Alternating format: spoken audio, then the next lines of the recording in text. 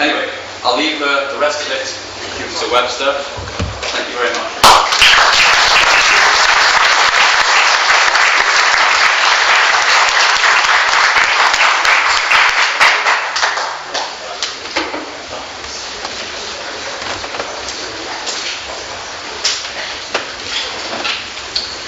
Well, thank you for the wonderful introduction, and I hope you don't mind if I sit down. But we've been on the road now in Britain for a week, and with this wonderful turnout tonight, we're well over 500 people having come to these events. And if you have 500 people as cadre, as organizers for your movement, if everybody in that group can give 10 hours a week, that's 5,000 hours. And with 5,000 man-hours per week, you can change this country. You can roll back false flag terrorism, and you can give a very important contribution towards the peace of the world, because you are, of course, here in Britain, very much in the center of the international public opinion. Now here we go with false flags, right? 400 years of it. I won't tell you every one, though, because I'm going to try to finish up a little bit quicker. Maybe we can get through in 90 minutes. But I would ask, since this is not, the gathering at Wembley or Albert Hall, why don't you raise the issues as we go along, right? If you have questions, comments, criticisms, don't wait. Let's get right in and hold it up, and that'll even give my voice a rest, which is maybe not in the best of all shape, but we're going to do what we can. So as you see, we had Guy Fawkes, at least in England. I don't know if you have it. I guess you do. You? Yeah, here, too? Guy Fawkes, pick up here? All right, great. So we had that in England on Monday, and of course the idea is that that is one of the most successful false flags of all time. Now I take a little bit at the beginning with advertisements for myself. If you want to keep up with what I'm doing in terms of analysis on world affairs, that would be World Crisis Radio. You can see it, you listen to it on gcnlive.com. It's every Saturday, 2 to 4 p.m. New York time, so so 7 to 9 p.m. here on Saturday, and we also have actindependent.org, where you can keep up with the political side of what I do, which includes 9/11 Truth, but it also takes it a bit further, as I think you'll see in a minute. Now, this tour is taking place in the midst of a tremendous world crisis, world emergency. We're on the brink of World War III. If you didn't know that, Bush has told it to you, so you better take that seriously. Putin has said we're in a new Cuban Missile Crisis. That's also true. So what we're trying to do here is take aim at this question of gullibility, the propensity of people to believe, to swallow the false flag story, right? To believe in it, to be a sucker, to be a dupe. If we had a more intelligent world population, more politically sophisticated, not so naive, it would be almost impossible for somebody like Cheney to do what he does. Now, let me also say, when I say somebody like Cheney, I'm referring to a faction. It is strictly speaking the Rupert Murdoch, Warren Buffett,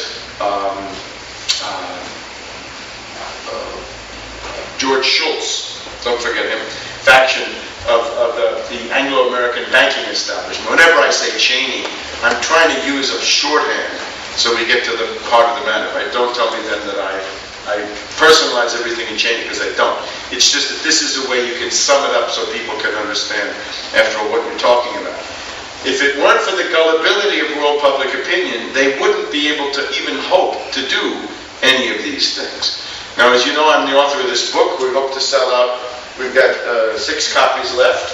I hope you don't make the wonderful people that brought me here take those all the way back to London and Bristol.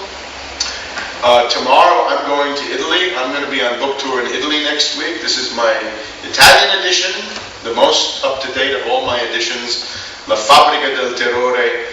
I believe I'm going to be joined in Milan by Dario Fo, a Nobel Prize winner in literature, because reading my book seems to like it and wants to come to the book tour.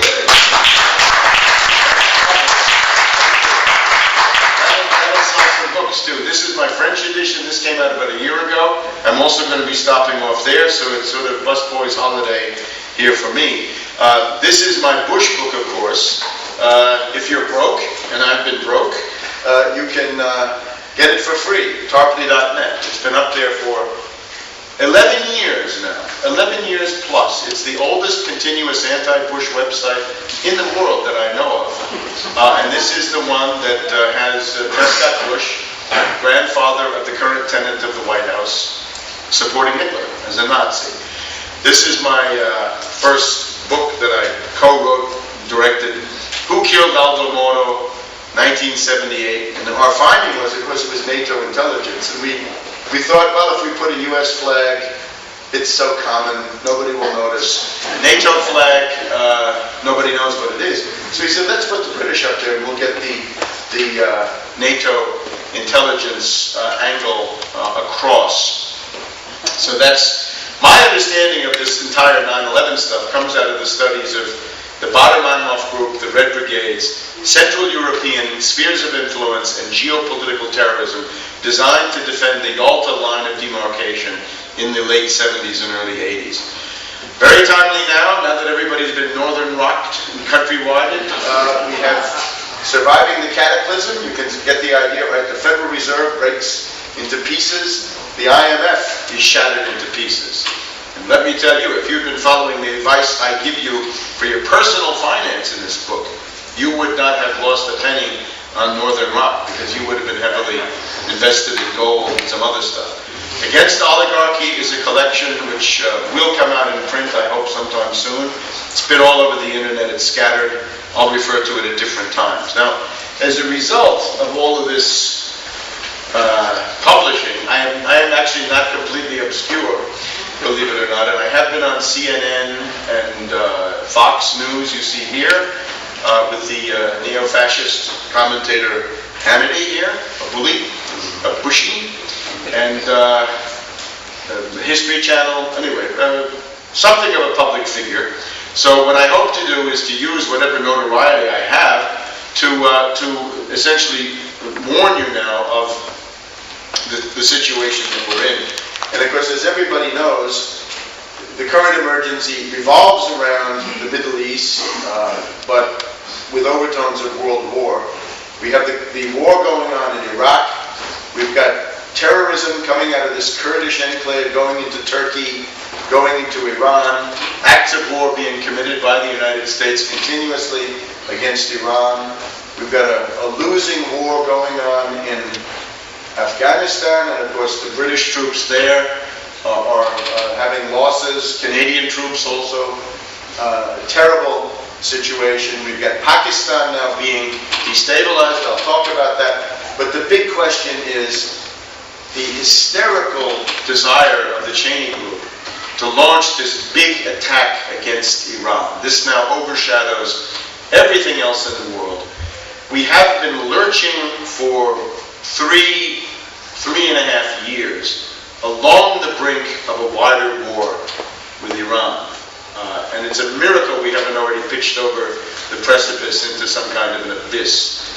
But Cheney, again, Cheney faction is what it always means, keeps trying and trying, and if we don't really do something about Cheney, like impeach him, and somehow break the power of this group symbolically through that, we face a wider war in Iran, which means a slide into World War III, because you'll see the way the war would begin in Iran is that Russians and Chinese would be killed. The ultimate goal of 9/11 and of this current operation is to put into practice the clash of civilizations, the war of civilizations. This person here, Huntington, is the king of the neocons. He's the most important of all neocons by far. More important than PNAC or these other things, because he's telling you already 10 or 12 years ago what the idea is, a new world order based on the clash of civilizations. And that is the overarching goal that they have. What they're saying, in effect, is that US and British world domination can only be salvaged if everybody else is at each other's throats all the time. And here's what it comes down to.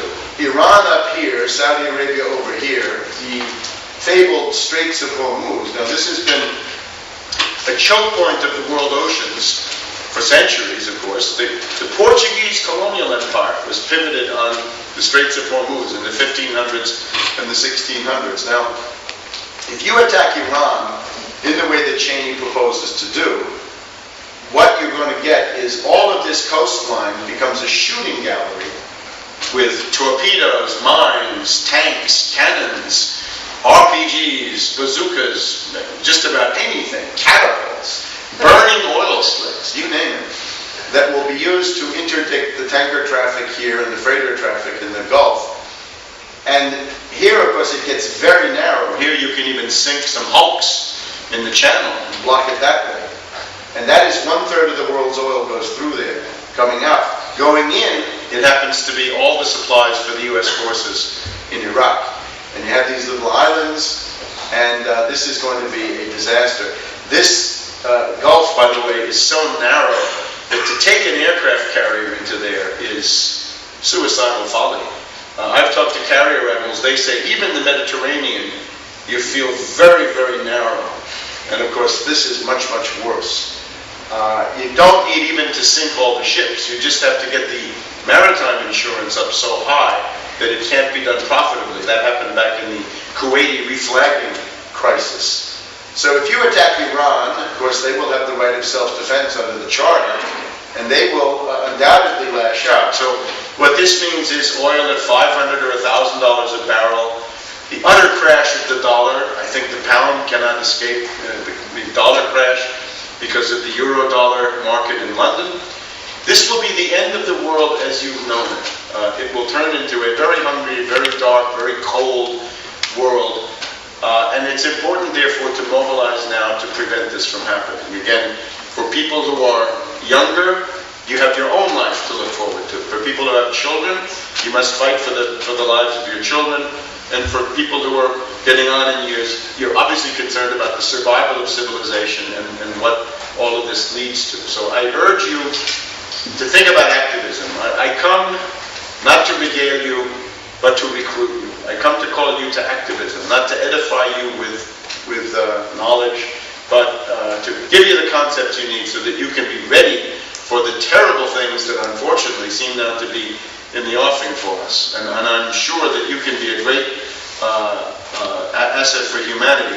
The other thing, of course, is the situation of these U.S. forces in Iraq. Very, very bad, because the supply line runs along the Iranian front, right? This is the so-called Route Tampa, 2 roads, 400 miles long. All you need is some bazookas. You can interdict that. And that would mean then that these U.S. forces up here will have no water, no food, no ammunition, no fuel. And what will they fix? Well, they'll have Dunkirk if they're lucky. Maybe some of them can be flown out. But for the other ones, it'll be Stalingrad or Dien Bien Phu, which is a good colonial precedent. So this whole situation is absolute insanity. The neocons know that they're defeated conventionally, but they're obsessed with the idea that they can escalate to the nuclear level. Now, how can it be done? This is Brzezinski, you know him. He was advisor to Carter. This is not a friend of mine. He's a very bad person. He started the Afghan war, but let's listen to what he says. This is his testimony to the Senate Foreign Relations Committee on February 1st. He says, there is right now in action a plausible scenario for military collision with Iran, which is based on a terrorist act in the U.S. blamed on Iran. Meaning a false flag. It's very interesting he says this, because this basically concedes a lot of our 9/11 truth movement ideas. Because he's saying that they're preparing it. I mean, he doesn't quite say it, but it's clear. So the problem that the Cheney group has is that they're not getting their idea through the interagency policy process, right? The normal channels are not working for them. So their natural response is, well, if we're facing a bureaucratic logjam where people in the Pentagon don't want to do this, the State Department doesn't want to do it, the Treasury doesn't want to do it, lots of people don't want to do it. In the military, we have the We Don't Want to Die faction. They don't want to do it. Right? The neocon says, look at that meat grinder, you go in there, it's Iran. And the military guy says, no, you put on the uniform and you go. Your children go, Mr. Neocon. This has actually happened. Cheney's natural response is the outside event, the manufactured incident, the false flag. That can be two things. It can be a new 9/11, in the form of a super 9/11, right, with nuclear weapons in an American city. That's the classic Cheney doctrine. That's then what you use to attack Iran and impose martial law. Or it can be a Gulf of Tonkin, right, the incidents in the middle of 1964 that were the basis of the Vietnam War. The U.S. government admitted about 2 years ago that the Gulf of Tonkin was a fraud. I hope you know that, because that's important. So the idea is to attack Iran, and we have come close. Now, we've come twice this year. We've come to the brink. Back in March, April, around Operation Bite. Remember when the British personnel were rounded up and held prisoner? That was a preparation for a strike. Didn't happen. It didn't happen because Putin issued a warning, because the Iranians didn't fall for provocations, and because there was resistance inside the U.S. Structures. Now here we have the Rogue B-52. This is August 29th and 30th. How many have heard of this? Okay, well, I guess a lot haven't, so let me try to go through this a little bit. It's a B-52, and it's loaded, as you see here, with 6 cruise missiles, right? They're loaded on like this. It's loaded on the 29th of August in Minot, North Dakota. Sorry. It's loaded up here in North Dakota, and it's flown 3.5 hours to Shreveport, Louisiana, Barksdale Air Force Base, on the 30th of August. Now, it's the greatest security breach in Air Force history, because they're not supposed to transport these missiles with nuclear warheads by air. They had no permission to do this. It looks like a rogue network, I would say identical to the 9/11 network. It was the people who brought you 9/11 now tried to bring you this event, the September criminals, the 9/11 networks. But when this one gets to Louisiana, for some reason, it stops. Why does it stop? We don't really know, but there's good indication from Wayne Madsen, good website. He has a lot of contacts in the National Security Agency. That the thing that stopped it is essentially what they would call a mutiny. That the Air Force personnel involved said, no, we won't do this. We are not war criminals for you. We do not obey illegal orders. We will not ship these nukes to the Middle East. Because the idea was that this is the place from which they routinely fly to Iran and back, or the Middle East and back. And of course, with those cruise missiles, you get a couple of extra 1,000 miles. So it comes to a halt, as far as we know. On the 30th, it's then announced on the 5th of September. The complicating factors now are that 6 people involved in this are dead. We're going to show you them in a minute. And one of the missiles seems to be still missing, in spite of a day, September 14th, when they shut down the entire Air Force to find what had been going wrong. So here's the idea. This is what it looks like when they took them off. This is the actual plane in Barksdale. And here are some of the Air Force personnel. This is a captain. This is a lieutenant, I think.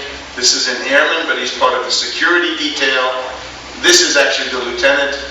And therefore, these people and some others have been killed in what are called traffic accidents. It's a kind of a grassy knoll phenomenon, that they're people who, they're involved in this, we think, on one side or the other, not clear which side. Very likely they're part of the people who said no, but that's not 100% sure either. Now I think this is important because I was part of this Kenny Bunkport warning on August 26th, which was a call for the immediate impeachment of Cheney as a war avoidance measure, and to make it easier for loyal and patriotic military officers to refuse illegal orders coming from the Cheney faction.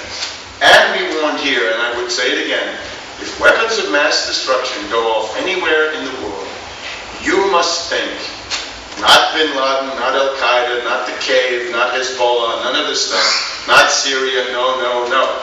You must think Cheney and Cheney and Cheney. His backers, his office, his faction, them. And you've got to be able to take that into the public domain. Hell for leather.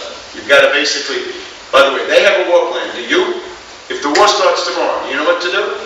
You got a good plan for them? You should have basically, everybody should know, if the war starts, we gather for a demo someplace. Right?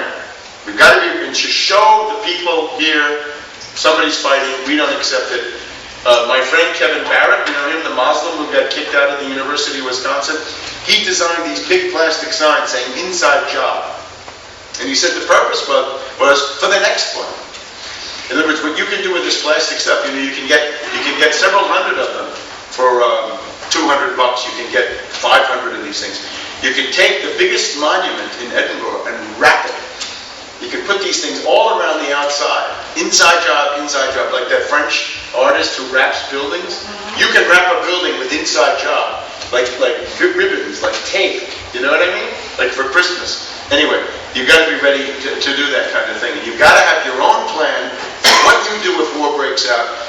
And it's got to include mucho call-ins to radio talk shows. And say, we're against the war, no, no, no, no, no, hell no, we won't go, and on and on and on. Okay, now, there have also been other provocations. October 16th, the U.S. launched a Patriot missile in Qatar. This is very close to Iran, you've just seen it. This is what the battery looks like in the desert, so they just shot one of these up in the air just to see what the Iranians would do. If they were suckers, they might fall for it, they might launch some missiles or do something stupid otherwise. Now there's a huge campaign. British intelligence has made itself the laughingstock of the world. In the Politkovskaya and Litvinenko affairs, right? The British have just gone absolutely bonkers on Russia. With not a scrap of proof. I mean, the person to look at in all of these things is a certain guy called Berezovsky, need I say more? But not Russia, as far as I can see. So, I welcome the fact that Putin is the most intelligent head of state in the world. I welcome the return of Russia. I think it is extremely important to balance the neocon fascist madmen. I would say without Putin, the United States would already be a police state. Because this is somebody who knows how to say no. We'll see him several times during the evening. I think we have to welcome the return of Russia and the idea of a balance in international affairs. Not just the one-way street of U.S. hegemony, but somebody who can put some kind of resistance into the field, the Shanghai Cooperation Organization. Now, Putin has said to Bush, don't you dare attack Iran. He has compared Bush to being a madman with a razor. Martin, you forgot to do the cell phone alert. Martin's out, I speculate where. He's compared Bush to a madman with a razor, and he said that we're in a new Cuban Missile Crisis. Now, if the president of Russia says we're in a new Cuban Missile Crisis, then we are. The Russians have also been testing, and they have tested in the month of October, this Topol-M intercontinental ballistic missile. It is simply the most capable ICBM in the world, much better than anything the U.S. has. It can dodge all kinds of defenses. It's unstoppable. And this is now a factor preventing war. If you want to know why we don't have the war already, three things. Putin, they're afraid of him. Forces inside the U.S. government, or NATO, and British, I think also, who don't want to have the war. And then there's us, right, the movement. So we can throw something in there ourselves. So this is what the Cheney group faces. Now, on October 17th, we crossed the Rubicon, or the red line, into insanity with an act of incalculable folly, which is even to say World War III. You don't want to say World War III. It is a taboo. It should be a taboo. The taboo has now been broken by this cocaine-infested moron.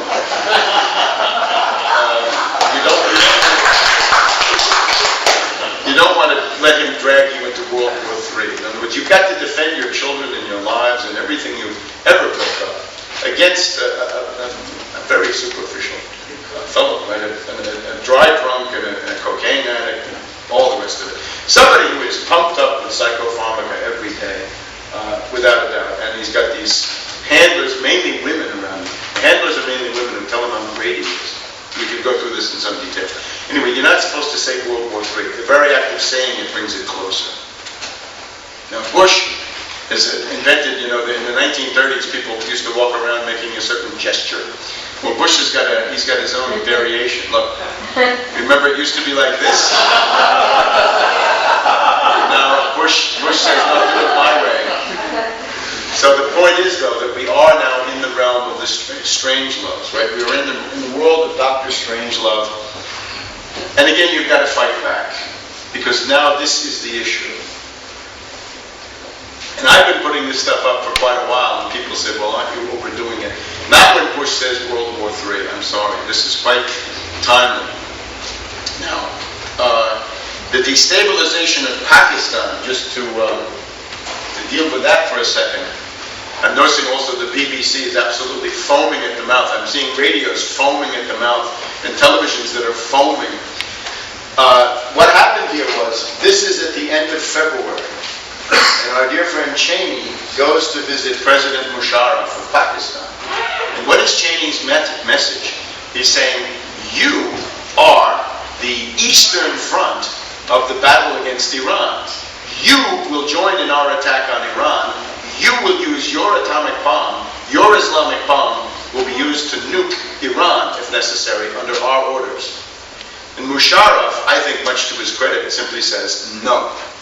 At that point, the destabilization that you now see begins. The New York Times published a list of generals saying, here are a bunch of Pakistani generals the U.S. would be glad to see organize a coup against Musharraf. I think Mrs. Bhutto has been criminally irresponsible. She is obviously a foreign agent working for the U.S. and the British. She wants to basically put Pakistan under receivership, going back to colonialism under London and Washington. This is an absolutely insane proposition. So whatever you think of Musharraf, give him a break. Cut him some slack. I think he's a patriotic person. He's the only one who seems to be fighting for the survival of his country. And Mrs. Bhutto is an absolute incendiary. Maybe she wants to steal another $1 billion. Now, Cheney also went to Afghanistan with Karzai. Karzai was also cool. Karzai said, well, I've got to get along with Iran. I can't get involved in that. So something may happen to him, too. So the triumph of death, as viewed by Bruegel, now extends over our future. And again, if you don't like this, if you don't want to find yourself in this kind of a scene, ask yourself what you can do. If you have an hour, call into a radio station. If you have 6 hours, create a truth squad, go confront a poobah. And if you have 500 to 1,000 hours over the next year or two, run for parliament, or whatever there is to run for. The conditions are changing here so fast, I don't quite know what it is. But if it's Westminster or Edinburgh right here, you take your pick, you run for the one you want. And remember, the question of stopping World War III is a matter of individual responsibility. Time magazine has assured you that you are the person of the year. Right? Everybody here. So again, if we can educate the world public opinion so that we get beyond this crazy world of false flag terrorism, it becomes almost impossible for the Cheney group to apply this discredited method once again. So if you never figured out what 9/11 was, it's a mind-up, it's a made it happen on purpose. And you've got to get through that fast. You've got basically buy that book, read it over the weekend, come back on Monday, ready to go, knowing what false flag is. Now, just a few things about Guy Fawkes. This, of course, is the most famous, most successful false flag of all time, I think. Although, well, if we go back another 100 or 200 years, there were other competing ones. But here he is. He's Guy Fawkes. He's got his lantern, his key, and his spurs, because he's going to get out of town. It's nighttime. This is the House of Lords. And lo and behold, just by coincidence, a bunch of people find out that he's going in there to set off these huge barrels of powder. The next morning, when the King, the Lords, and the Commons all come trooping in. This person is a patsy. He is a dupe. He's a useful idiot, and he doesn't know it, but he's actually working for the English Prime Minister, Lord Robert Cecil, the Prime Minister of the country, who is running this entire thing. Now, we won't go into a lot of details of it, but these are the conspirators. The ones that I want to point out, well, here's Fawkes, but the two ones that really count are Catesby, see Catesby here, and Percy. Catesby, and Percy, because those are both documented double agents working for Lord Cecil. They go into Lord Cecil's house at night in the days leading up to the discovery of the plot. So imagine this. 2 members of the devil's own gunpowder plot are going undercover at night to the office of the Prime Minister to discuss matters with people in there, maybe with him personally or maybe with one of his deputies. The rest of these people, Winter, Fawkes, the Wright brothers, this Spades over here, the servant, they're dupes. They're fanatics, they're psychotics, they're useful idiots, whatever they are. But they are being used as grist for Cecil's mill. And all of them are going to be killed. Because the double agents, well, the patsies don't know they're in an operation. They don't know that it's a controlled operation being run by the government, that it's a state plot. The double agents think they know what the whole story is going to be, because they've been promised that they will survive. But as you'll see, they're not going to survive. Now, what does this tell us? Then, now. Then, and now. It is exactly the same method. Now, none of these people has ever been proven to have come anywhere near 9/11. Absolutely no proof. But we do know that Atta and a couple of the others are double agents. We know that some of them are living on U.S. military bases in Florida, in California. We know that some of them have an FBI agent as a roommate who never turns them in. We know that they never get arrested. And we'll tell you some more about some of these people in a minute. Here's the House of Lords then. This thing. There's a house next door. They rent this house, and we'll see how. And then they first try to dig a tunnel, starting in 1604. But that's really a lot of work. So eventually they say, forget this house, forget the tunnel. They make a new start, and they just say, let's rent the cellar here. Let's get some huge barrels of gunpowder, you'll see where, and put them in there, and we'll blow the whole thing up. Now the problem with this is, you're going to blow up everybody, right? Kings, lords, and commons. There are lots and lots of Catholics that are going to get killed. Lots and lots of Catholics. They're, Catholic lords. What sense does this make? If you really wanted to do something, you'd go after Cecil personally, because he's the one who's demanding the repression of the Catholics.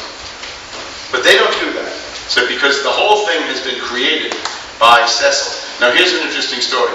Who rented this house from which they start the entire thing? This is Sir Dudley Carleton. Now, since he did this, do you think they chopped his head off? You think they threw him in the Tower of London and he never saw the light of day? Did they deport him? Did they exile him? No. He became ambassador to Venice, and then he became the foreign secretary. So he got about as high as you can get in the government. Now, this is an interesting story. If people appear in one plot, and they do very badly, like our generals, right, in the U.S. on 9/11, the Air Force generals, if they get promoted after that, you really have to wonder what's going on here. Now, this is a pattern. If people show up as bunglers and fools and incompetents in one action, and then they go straight to the top of the government, what do you know? There's something wrong, and they're not the innocent people that they said they were. Now here's Fawkes, of course, the most famous patsy of all time. These words like guy, you guys and dolls, that's him. That word comes into the language, to be a guy. How about a fall guy? That's him again. He's the fall guy, he takes the fall. A guy wire, if you're going to build your effigy, right, of the huge Guy Fawkes doll for the holiday, right, for the bonfires, you got to have a guy wire to hold him up, because he might fall over. So we have all this. So today, of course, we have the Patsy bin Laden and the Patsy Atta. Now, how about this guy? Is he Islamic? Well, he eats pork. He drinks liquor like a man. He takes cocaine. He lives with a prostitute with orange hair. He loves the Beastie Boys, and his hobby, or what he does when he gets cross, is he takes the kittens and cats that this woman holds as pets and pulls them apart, and he leaves the body parts scattered over the rug to try to show that he's angry with her. Now in those days, it was your own James I Right? So he's now the king of England. The goal of the plot is not to eliminate him, but it's to make him do certain things. To keep Cecil as prime minister, to keep oppressing the Catholics, and ultimately to go to war with Spain. Because the plot is going to be blamed on the Pope and the Jesuits, as you know. And today, it's Bush. I hope you don't believe that Bush is a mastermind of the plot. Good, that's wonderful. This absurdity falls to its own weight. The goal is to make him do certain things. Now, with this guy, his normal tendency, of course, is to do nothing. To be catatonic. To sit there, he can sit in his office for about half an hour a day. Otherwise, he's got to sleep 8 to 10 hours. He's got to have 2 to 3 hours of exercise, entertainment. His work day is about 30 minutes. So his tendency is to do nothing. So 9/11 is something that forces him into this hyperactive mode, and then he does things. And once it gets going, it's done. If you want to know more about gunpowder, I would urge you to look at Francis Edwards. He's a Jesuit living in London, elderly. He's written about all the plots of the Elizabethan period, the Throckmorton, the Ridolfi, a whole bunch of others. He's written about the plots under James I. Maybe you know, James I's father was blown up by a bunch of Scottish noblemen in his own castle. That's one. And then James I once claimed that there was a plot called the Gowrie plot to blow him up. And he said that he had escaped that. So this notion of gunpowder plots and James go together. Here's another good book you can read, another Jesuit. And they're the ones who take the Catholic side, of course. Now, again, remember that this whole period, 1559 to 1612, you think it's Elizabeth and James, but it's really the Cecils. The country has been turned over to the Cecils who are ruling it. And they believe that the only way they can keep power is to play the Protestants against the Catholics and manipulate both of them that way. Now today, same idea. You've got to play the Muslims and the Arabs and the Pakistanis against the rest of the population. The method is absolutely identical. Here's William Cecil, the elder one. Shakespeare knows him, Shakespeare hates him. You know Polonius in Hamlet? This guy, he gives these good advice while he's basically prostituting his daughter. He gives these maxims to his son on how to live an upright and righteous life, and he's trying to use his own daughter to get social advancement. Shakespeare knows him, Shakespeare hates him. Shakespeare, of course, is a Catholic. He's a Catholic activist, he's a Catholic subversive. He hates these people because they're oppressing the Catholics. Now, the right-hand man of William Cecil, we just saw him also on his donkey, is the famous Walsingham. He's the founder of MI6, the founder of the Secret Intelligence Service. And the interesting thing about him, this is a little sidelight we're going to have here in the next few minutes. His training is who? He's trained by the most expert power in secret intelligence matters. Venice, the Venetians. That's where the method comes from. And he was, under Bloody Mary, he was forced to go to Padua, Venice. And he learns there how to do these things. And that's the key to all these plots. The Elizabethan plots, the Jacobean plots, and so forth. So remember, the founder of the MI6 is a Venetian. Now, Cecil the Younger, this is also somebody that Shakespeare knows. Shakespeare hates him. He appears as Richard III, the bloody tyrant and manipulator. He appears as Caliban, the misshapen creature in The Tempest, because he's a hunchback. Shakespeare uses that to get after him. And also Lord Angelo in Measure for Measure. A hypocrite, again, who spouts moralisms while he's essentially trying to abuse women. Now here's Elizabeth I. You see her gown here? I don't know if you can see what's on here, right? The best seats in here are always in the front, right? They're empty seats up here. You want to see the slides better. But if you look at it, it's the rainbow portrait, so-called. Her gown is covered with eyes and ears. Eyes and ears, because she presides over a police state. And it's based on surveillance. Your closed-circuit TV and all the rest of this stuff you have today, well, starts with her. Eyes and ears. she's also got a huge snake on her arm. A snake. Anyway, this is altogether sinister, this portrait, but this, I think, is a fairly good idea of what's going on. So again, the goal of gunpowder is to keep Cecil in power, keep the oppression of the Catholics going as an excuse for a police state so they can stay in power, and to have a war with Spain. Why have a war with Spain? He doesn't really want to have a war with Spain. He wants to marry his family to Spain. Tries very hard. Because the Venetians want England to be at war with Spain. And why is that? The Venetians are afraid the Spanish are going to come after them. The Spanish are in Milan, in northern Italy at this time. The Venetians are afraid they're going to get attacked by Spain, and therefore they want the Spanish to be constantly at war, far away from Venice, with powerful enemies, and England would fill the bill. That's geopolitics, right? Embroil your enemies in a war far away from you, and they'll never get any dangerous thoughts about you. And of course, we're familiar now with the constant repetition of images in 9/11. How many times have you seen films of the buildings coming down? 5,000 times, 10,000 times? More times than you want. No, it's the planes. Huh? They show us the planes studying it. They don't Yeah? show many of the Well, whatever. The images, anyway. In this case, we have the images of the gunpowder plot, right? Let's just sample a few. We've seen this one before. How about this one? Divine illumination reveals Fox trying to get into the House of Lords. Here's another one. He's got the lantern. He's also got his own head skewered on the roof. This is the House of Lords. How about this one? The gunpowder here, Fox over here, divine illumination points him out. Here we have the devil helpfully guiding him in, the devil showing him what to do. Here, in this one, they've collapsed it all. The king is up here already. The king never came, and the king was never going to come, because it's a prorogued parliament, and the king is not going to make a speech. So the whole idea that James was ever going to be there is just not true. Here's another one. The Pope meeting with the devil taking Fox into the gunpowder chamber of the House of Lords up here. This is in several European languages.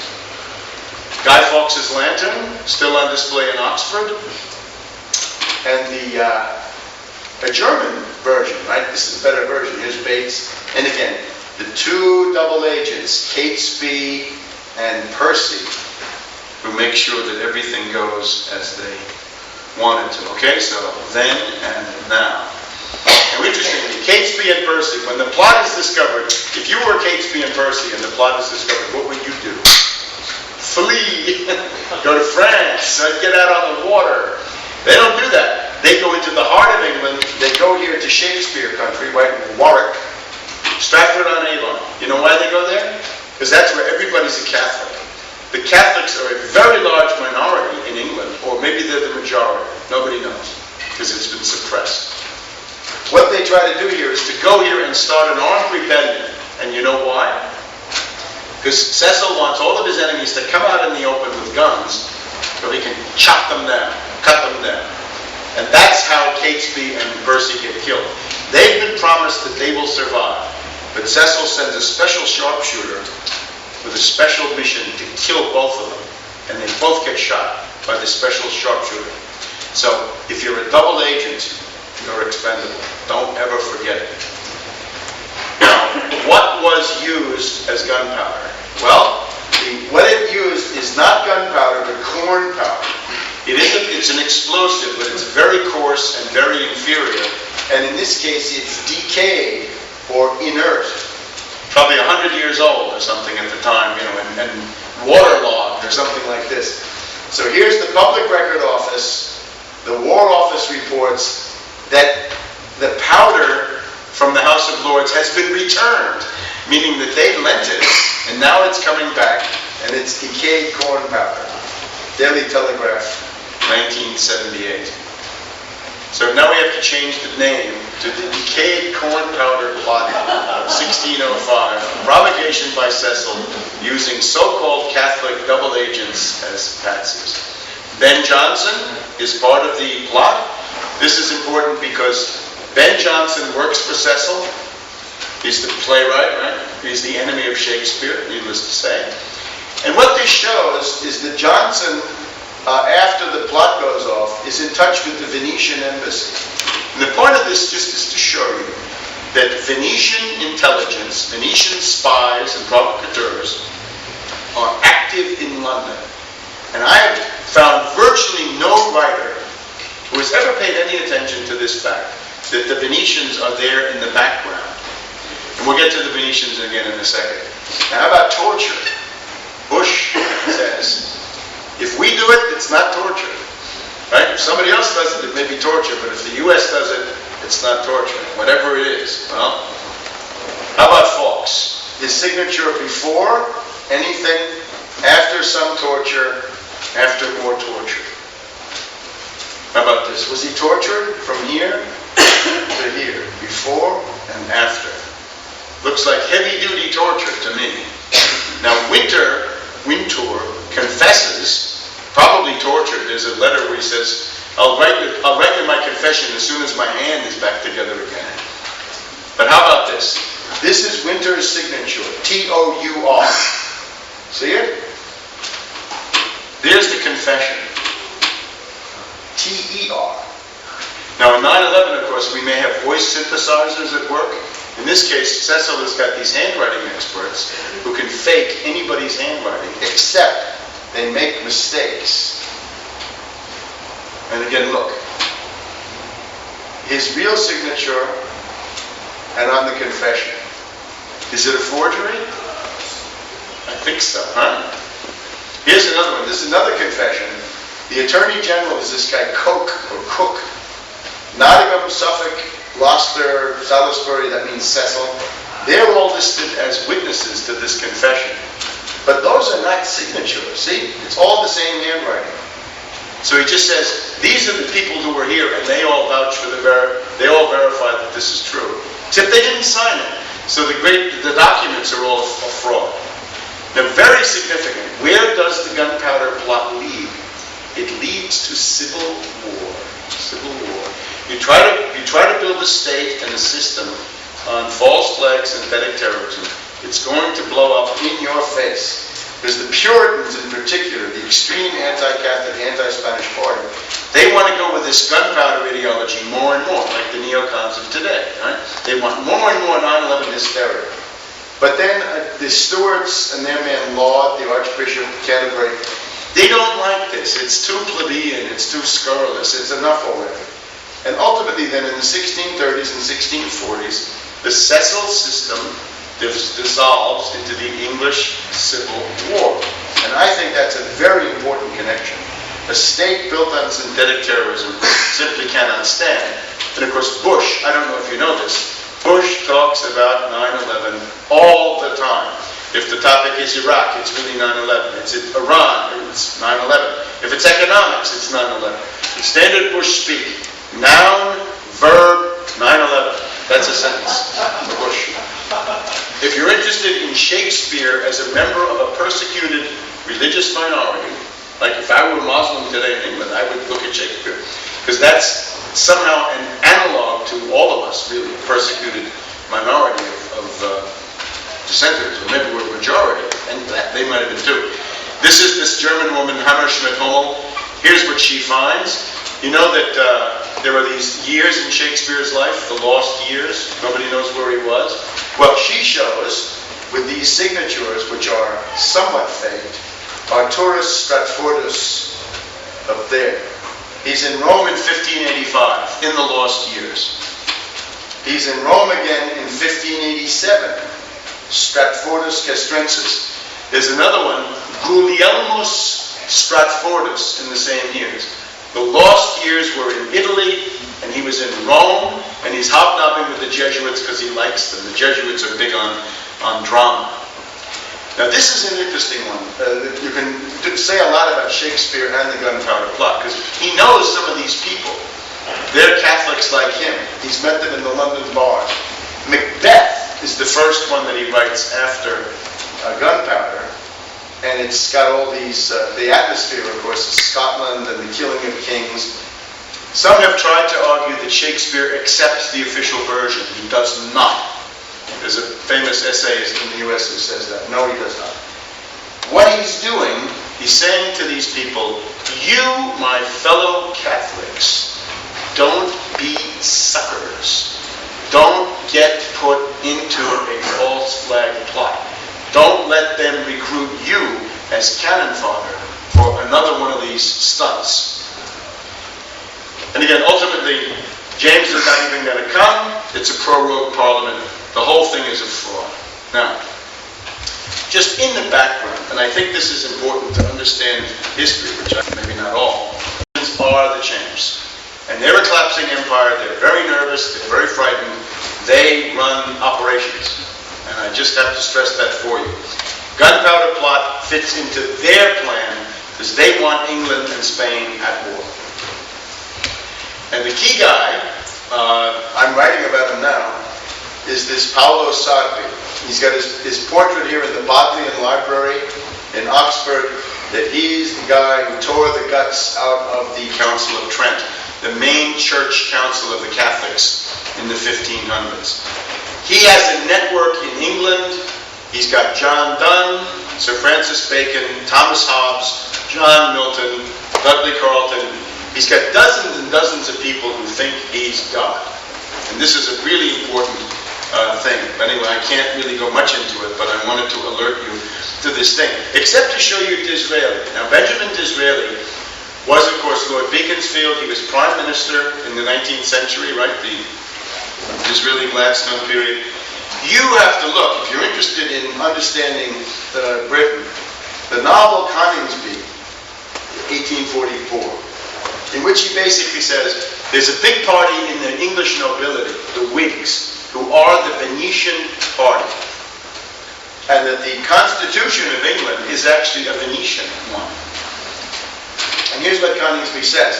The great object of the Whig leaders, right, this is the court party, top aristocrats, is to create a high aristocratic republic on the model of Venice. In other words, the functioning of the parliament and the parliamentary supremacy over the king is the Venetian method. Queen Anne was a struggle between the Venetian and the English systems.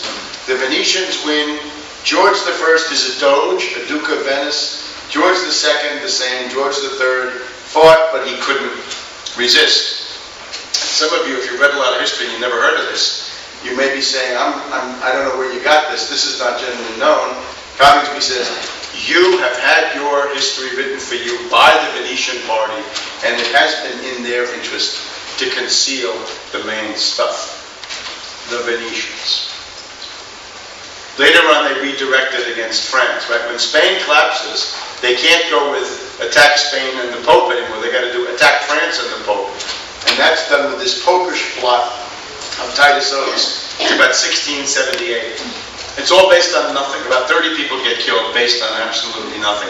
And the guy who does that is John Locke, the philosopher. So if you believe in English empiricism, British empiricism, and you support John Locke, you're falling into the hands of these people. Because he's a supporter of these Whigs. We don't need to look at this too much. So anyway, the point is, think about the Venetian method as exemplified today by the secret intelligence authorities. Now, let's abstract from Guy Fawkes and from some other famous ones a general theory of false flag terrorism, okay? So you'll be ready for the next one. You've got to have a general idea of how all of these things work. So we're talking state-sponsored false flag terrorism. I recommend constant study of this chart. It's basically got three components. It's got three things that approach from different angles, three planes. The patsies, the Oswalds, dupes, useful idiots, fanatics, police agents, double agents, provocateurs. The moles, government officials loyal to a private network, part of the coup faction, putschists. Technicians are the ones who create what you actually see. The stuff that gets blamed on the patsies is actually done by these people. The patsies you see, the technicians you don't see. The patsies do everything to get noticed. A patsy is in your face. The technician, he's gone. He's not looking for publicity. Quite the opposite. So these are the old boys, the private military firms. Notice that there's a privatized command center, not Cheney as an individual, but something huge. The brainwashing by the media, sorry, the media got cut off. And the government resources are accessed via drills and exercises and maneuvers. Now let's study the patsies, otherwise known as Fall Guys, in honor of Guy Fawkes. Well, Fawkes. His expertise was digging tunnels under Spanish forts and blowing them up with gunpowder, quite similar. He doesn't ever know what hit him until he's dead. The most famous patsy of the 20th century, of course, is Lee Harvey Oswald. He's an agent of the CIA, the FBI, and the Customs. He never shot anybody, I don't think. He's simply told to be there, and he's caught up in something. He actually says on camera, "I'm just a patsy." Correct, except by then it's too late. The problem with patsies is they cannot do what they're said to do. The patsies in the 9/11 story can't fly the planes. They cannot. They don't have the physical technical ability. Oswald, using this antiquated pop gun with a toy sight, cannot shoot Kennedy. He can't shoot 7 or 8 times, which is the number of shots that we actually hear. The other problem, of course, patsies are expendable. Jack Ruby killing Oswald. They have to be silenced. They don't get to talk. And that applies to this group. Over here, of Atta, there are 2 Attas. Of Jara, there are 2. Of Oswald, there are 2 or 3 at different times. As soon as you see doubles, intelligence agencies are at work, right? Because in normal life, there's only one John Smith, right? One Joe Blow. They're not 3. As soon as you see 3, secret intelligence ops. Bin Laden, the misfit, the dreamer, the basket case. Zawahiri, his right-hand man, much more aware. Probable British agent. Smart. Goes back to the Sadat assassination. Here. Camp David, right? Late 70s. Carter, Begin. Sadat makes peace. Some people don't like it. Maybe the Foreign Office doesn't like it. So what they do is assassinate Sadat. This is the early 80s now. Zawahiri is part of this. Nobody lays a glove on him. He lives in London for a while, I think. Nobody touches him. Bin Laden had a villa at Wembley. Never laid a glove on him. Bin Laden himself, people who've known him have said, this guy couldn't lead 4 ducks across the road. Couldn't do it. Now you see, we've had all kinds of Bin Ladens, right? We've had a fat one, a thin one. Fat one for the winter, thin one for the summer. Jolly one, angry one.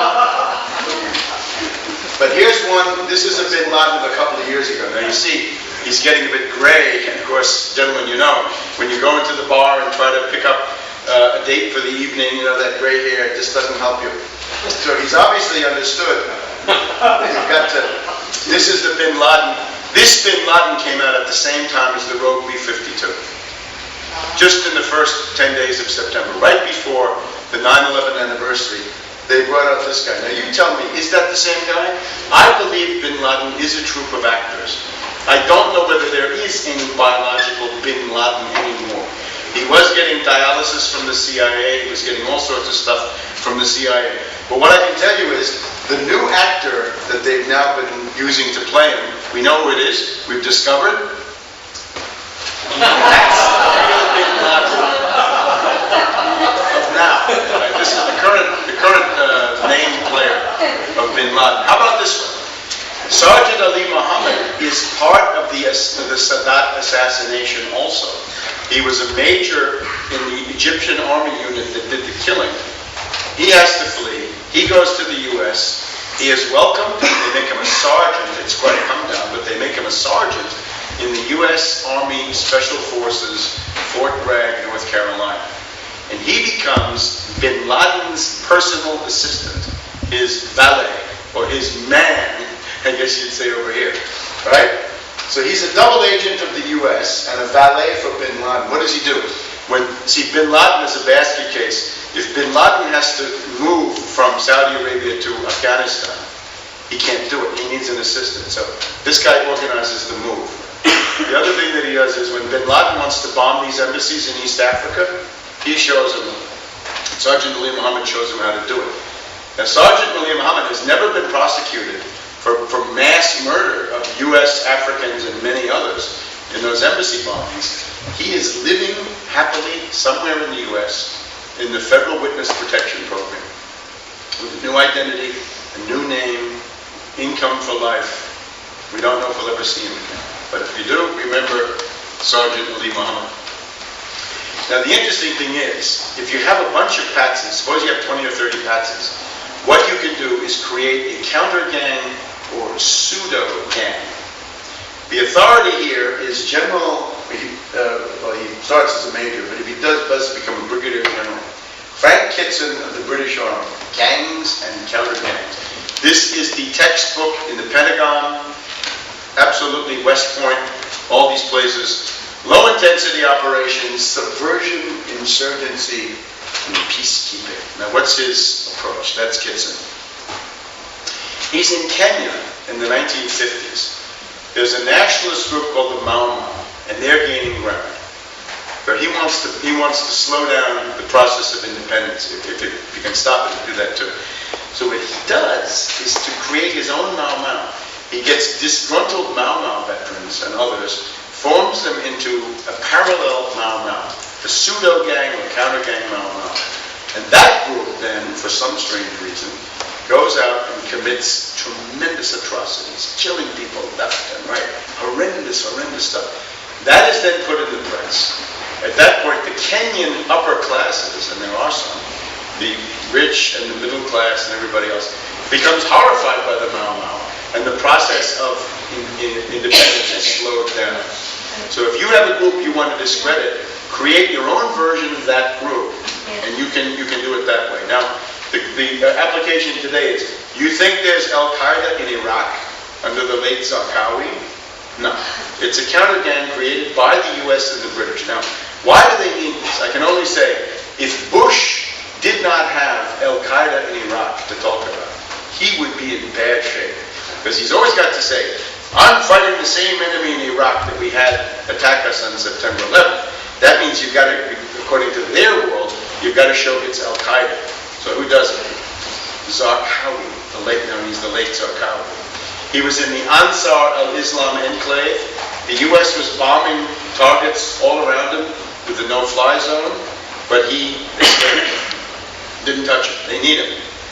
Now those are the many faces of Zarqawi. On this trip this week, we've had a nightly lottery. How many Zarqawis can you see? One guy said 8. I think that may be overstated, but it's somewhere between 1 and 8. Anybody want to guess? Your guess is as good as mine, quite literally. Anybody? 4? I think 4, 3 or 4. It looks like to me, but I don't know. We have been able to do the counterintelligence job. A Hollywood Arab terrorist, a Sydney used car dealer, an Italian pedophile priest, and a New York Jewish dentist are the real Zarqawis.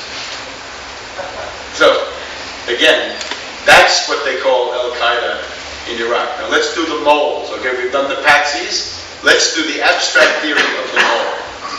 It's a person inside the government who is loyal not to the Constitution, the chain of command, the sovereign, or the laws, but to a lawless private network of bankers usually, or putschists, or criminals of some other sort. Robert Cecil the Younger. Dudley Carleton, the guy who rented the building and then became foreign secretary himself. How about Richard Clarke? He is the author of the myth. You know this myth you're supposed to believe in? He invented it on the morning of 9/11. He walked into the White House at 9 o'clock, 9:15, read my book, and he starts saying, Bin Laden, Bin Laden, Bin Laden, Al-Qaeda, Al-Qaeda, Al-Qaeda. He says it all day. He tells CBS, he tells CNN, he's repeating it all day long. That's where the myth came from. The connection to Bin Laden and Al-Qaeda is entirely, with some except, well, for our purposes, he's the one who did it first, and most vociferously. He put this out. There were people in the CIA putting it out too, but those are simply his brothers in arms. So he is the author of the myth, and he did it on the basis of no evidence. The only evidence evidence he ever gave was, it's got to be Al-Qaeda, they like simultaneous attacks. Are they the only ones in the world? Did you ever hear of deception? Did you ever hear of mimicry? Maybe it's a counter gang put up by Slavovia or something like this, but no. He's a great fan. The Democratic Party loves him, and the bereaved families love it because he went into the Congress and said, your government failed you and I failed you, and somehow that was considered to be a great thing. I don't know why, but it's true. How about Mayor Giuliani, now a frontrunner for the Republican presidential nomination? He was given a warning that the Twin Towers were going to come down. How anybody could know that, I don't know. The people in the South Tower were not given that warning. The people in the South Tower, before the second plane hit, were told, stay where you are, no problem, have a cup of coffee, go back to work. So he is told, get out of the area, the towers are coming down. The people in the South Tower are told to stay. The office workers, the firemen, the police die. Hundreds of them. What's the story? He also destroys the crime scene, as you will see. He takes all the steel, scoops and dumps it, gets it out of there, doesn't care about the bodies of firemen, policemen, office workers. Ship it out, send it to China to melt it down. He also bans photography at the site. He says, that's a sacrilege. We can't have it. So he destroys the crime scene. Now, these are federal felonies. You can't tamper with the crime scene. And above all, you can't tamper with an airline crash scene, because that falls under the National Transportation Safety Board. He is a federal felon, and instead he's Sir Rudy running for president. How about General Myers? He's the head of the U.S. Air Force. 2 hours, no air defense. 2 hours and no air defense. Colonel Marr is the commander of the U.S. Air Force Northeast Sector, air defense. He can't get his 8 fighters in the air.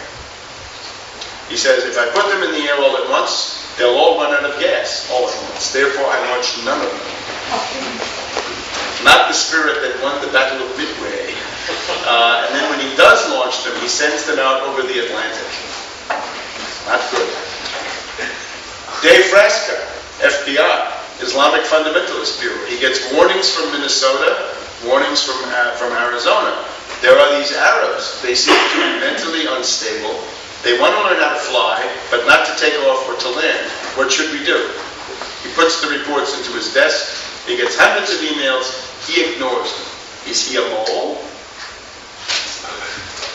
How about now the technicians? These are the ones you don't see, so it's a little bit harder. The patsies, of course, get the most publicity. The moles you can figure out. The technicians are harder. In the case of gunpowder, it's the War Office who gave them the technical backup that they couldn't get easily any other way. Now, if you look at Iran-Contra, you'll find that the gun running and the drug running was masterminded by the Shackley Klein's enterprise. This is the classic CIA old boys operation. This guy is Ted Shackley, the Gray Ghost. He was a speechwriter for the Bush the Elder presidential campaign. Andrew Marshall, Yoda from Star Wars. He was Rumsfeld's futurologist. This is an original 1950s Strangelove, right? Nuclear war theoretician. He's still in the Pentagon. The guy must be 90.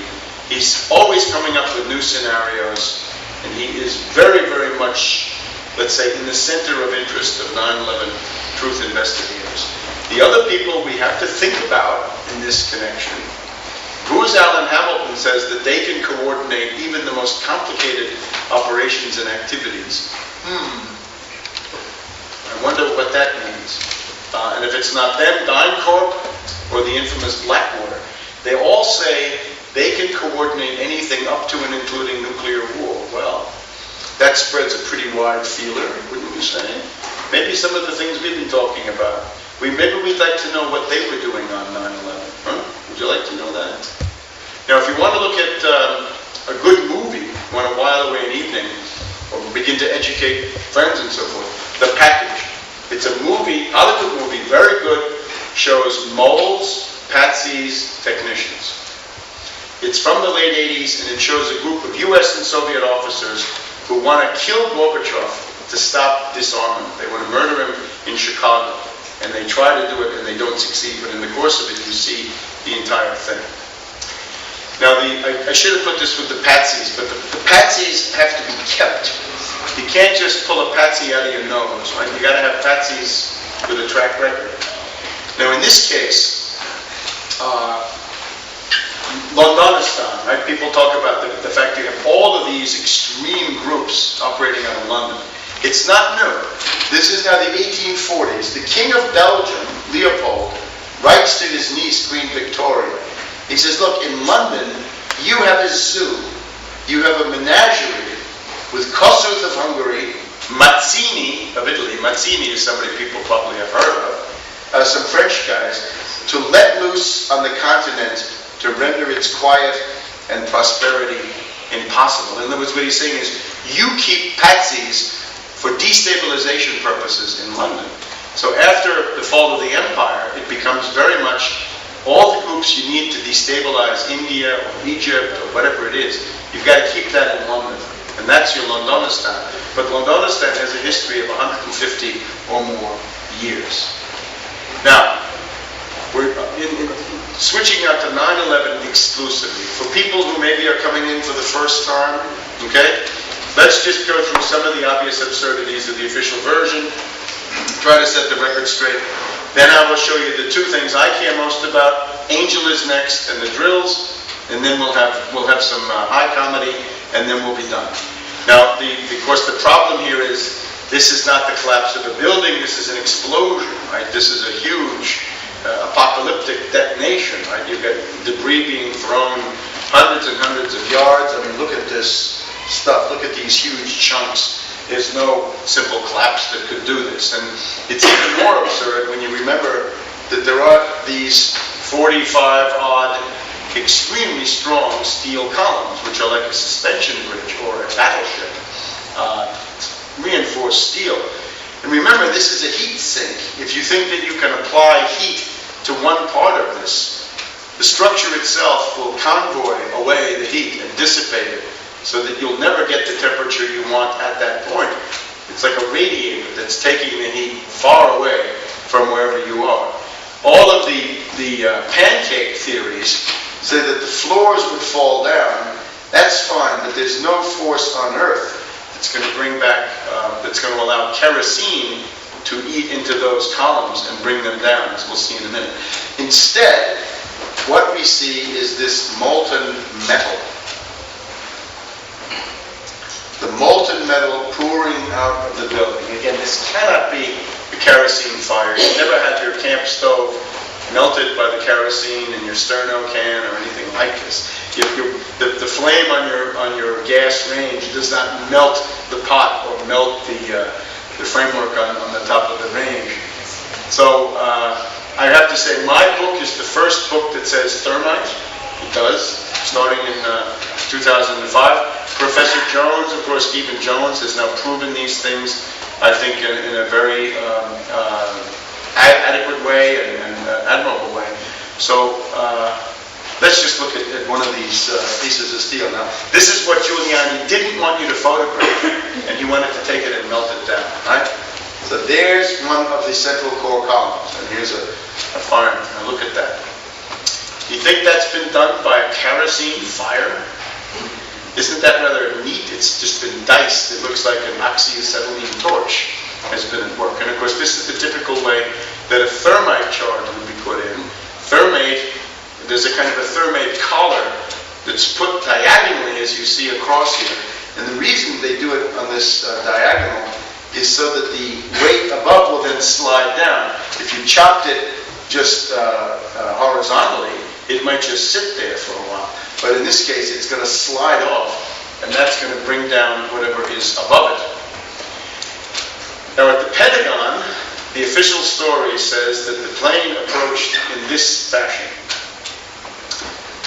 meaning at a very low level. Now, problems here. There are lampposts, there are cars, there's a construction site, tractors, equipment parked, all kinds of things going on here.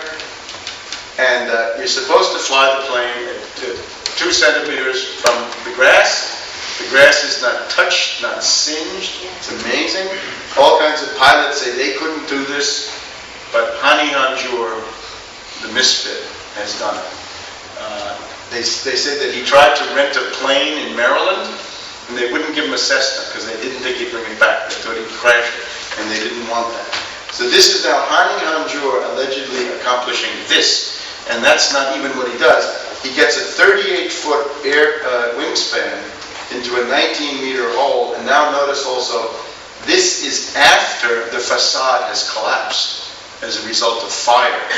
The original problem for Hani Hanjour is this: make the Boeing disappear into this hole of the Pentagon without bringing down the wall above. Boeing goes in there. Now I have, unfortunately, and maybe here you also see some of the debris. People have a hard time, even in the movement, saying, well, that's got to be a cruise missile or something like it. And they say, look, there is a hole, but it's here, it's behind the water. Right? There's really a hole there, but you don't see it because the water is there. Well, of course, that doesn't work because this, look, this is all intact. The windows are still there. See them? And of course, the other problem is, why are they using water? If it's an aircraft crash, they use foam, not water. But they're using water. And that indicates that not only was it that it's not an airplane with kerosene in it, it's much more like a charge, right, an explosion, but that they knew it. They were told in advance. And here's Shanksville. Again, the issue here is the Boeing goes into this crater and disappears into an underground mine. Well, in that case, bring it up. Bring it up. No, seriously. If they can bring it up from the floor of the ocean, they can bring it up out of a mine. The Boeing goes in there. This is impossible. The plane here has been destroyed. It has been pulverized in midair in a way which it's hard to explain. I know there's a radio talk show host in New York City called Lionel, and he says, look, this is his favorite Achilles heel. Where's the Boeing? Where's the plane? No plane. And you can read all this, you can get an adequate overview of all of this in my book. But there are many Achilles heels. Building 7 is surely an Achilles heel. Now this is 47 stories. I think in London it would be the tallest building. I think it might be here too. 47 stories. In New York, of course, it's not. It's never hit by an aircraft. There's no significant fire. There's a small fire down on the lower floors. And there's no significant damage from debris. And yet, it collapses at 5:30 in the afternoon or thereabouts, 5 or 6 hours after everything else. And it starts with the penthouse collapsing, a crimp develops, building falls in, free fall speed, collapses onto its own base, and that's it. And the fact is announced in advance. No plane. Now, the BBC had this terrible embarrassment. They say the 47-story Salomon Brothers building close to the World Trade Center has also collapsed. Has also collapsed. But wait, what do we see? Building 7 is still there. So the BBC, they do a great job. They tell you the news 22 minutes in advance of what happened. And they were not the only ones. I think CNN also told you in advance, and many others told you in advance. Now, apart from the embarrassment for this charming lady, how can we explain this? Now, here's an overhead view, right? The Hudson River being up here. This is north, more or less. South over here. So here's the South Tower. Here's the North Tower. There was a hotel here. Here's Building 7. This is Vesey Street. This is Building 6. Look at this. The outside walls are intact, but there's a huge crater in the middle of the building. And that crater seems to have emerged not when the first plane hit the North Tower, but when the second plane hit the South Tower. When the plane is hitting over here, this blows up. Very, very strange. And of course, one of the constant stories in this is the secondary explosions that are all over the place. That's the main theme of my chapter on this. And you look over here, do you think that the debris that did not bring down these structures was sufficient to bring down this one in a completely symmetrical and total destruction mode? I don't think so, because you've got Bessie Street and then a couple of 100 yards in between. So that's that, and then down here, Building 7 and the rest of the sites, including the crater, show the presence of molten metal in the basements and sub-basements. And that goes on for quite a while. And that would seem to indicate, as Jones argues, that thermate is at work. Now, the technical physical evidence, of course, is indispensable and excellent, and we've made a lot of progress. Now, where we haven't made so much progress, where I seem to be the only one talking about some of this stuff, and I hope that changes, is two things now which I'd like to call to your attention as we move towards the conclusion. And this is now the political evidence. And I want to show you, first of all, the so-called angel is next question. After that, I will move to the drills and the maneuvers and the way in which this phenomenon was created, I believe, through the structure of the government, but in a special way. You'll understand angel is next in just a minute. Now, here is Bush in the class here in the morning in Sarasota, Florida. And he is now going to be the target of a coup in the same way that James I was the target of a coup. Not to eliminate him, unless he really digs in his heels, but to get him to do things that the coup faction wants him to do that he's not doing, similar to James. So there's going to be a putsch. And he is, you may say, he's the recipient of it. And again, any notion of Bush as part of the pre-planning is absurd. They might have told him something like the following: Sonny boy, tomorrow, make sure you follow orders really fast and you'll be okay. Because that's what it's going to come down to. So here he is, and he's not going to read. For Bush it would be embarrassing to sit there and read My Pet Goat. He doesn't read it, he listens to the kids read it. And then he says, reading makes a country great. Now, as he enters the classroom, the second plane hits the South Tower, 9:03 a.m. Now, at this point, we run into a tremendous problem. Because if the two planes hit, it's clear that something organized is going on. The Secret Service at this point is supposed to pick him up physically, carry him out of the known location, the announced location, put him into a bunker. They do not do that.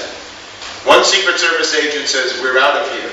Nothing happens. It could have been the Marine Corps guy, officer, who's carrying the nuclear codes, the so-called football. But they don't leave. And you're going to see how long he stays there. If you were doing a serious 9/11 investigation, one of the first people you'd want to call is the head of the Secret Service for tremendous malfeasance, because they violate the rules. For Cheney, they observe them. Cheney is literally picked up and carried into the bunker. Bush, not. What does this tell us? Bush is more expendable than Cheney. Cheney may also be expendable. I'll try to show you why. But Bush certainly. And again, there's a whole story here. There's what looks like an assassination attempt or a half-hearted version of an assassination attempt against Bush that morning. Buy my book. You'll read it all.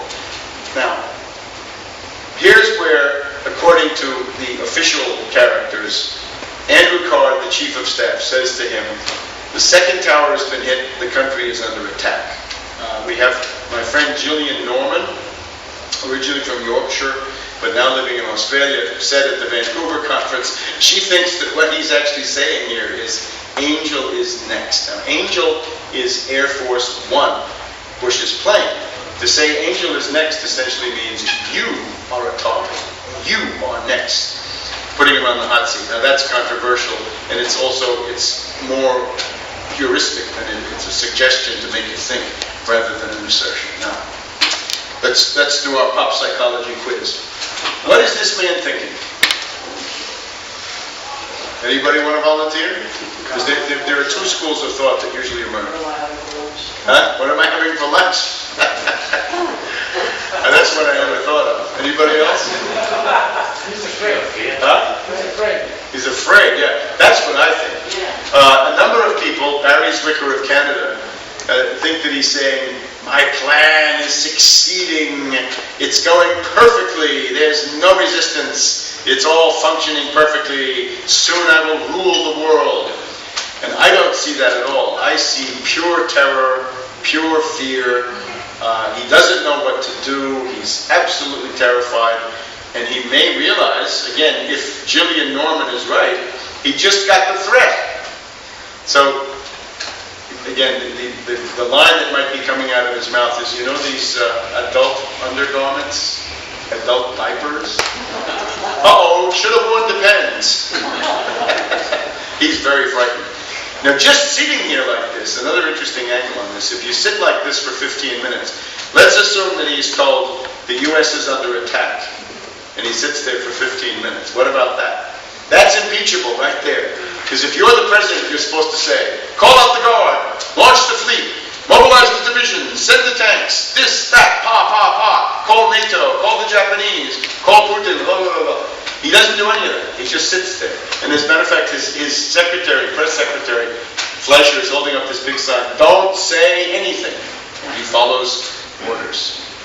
Now here is Angel is next. Again, most people have never heard of this. How many have heard of it? Well, that's wonderful. You're much better than the U.S. audience. The U.S. audience, the only people who know about it is my book, because I'm the only one who talks about it. And yet, this is from the New York Times, confirmed by Condoleezza Rice, the head of the National Security Council. I don't know what more they need.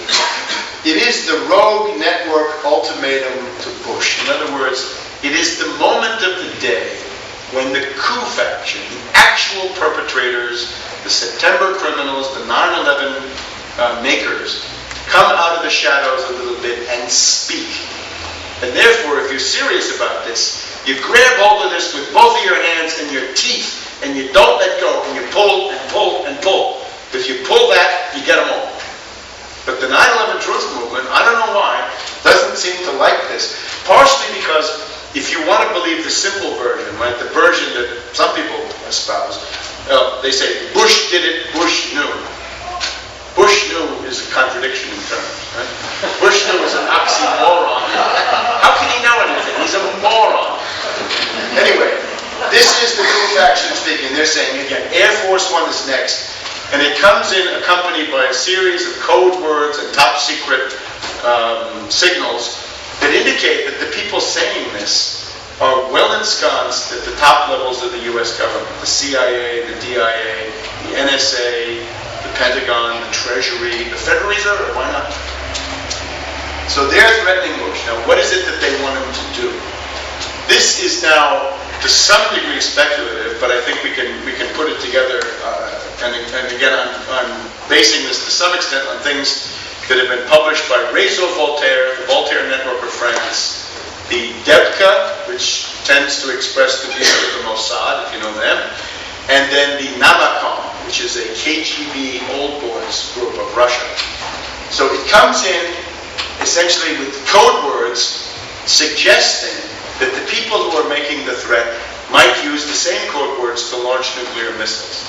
And this nuclear thing is there. It is a built-in part of 9/11, almost never addressed, really only by me. What do they want him to do?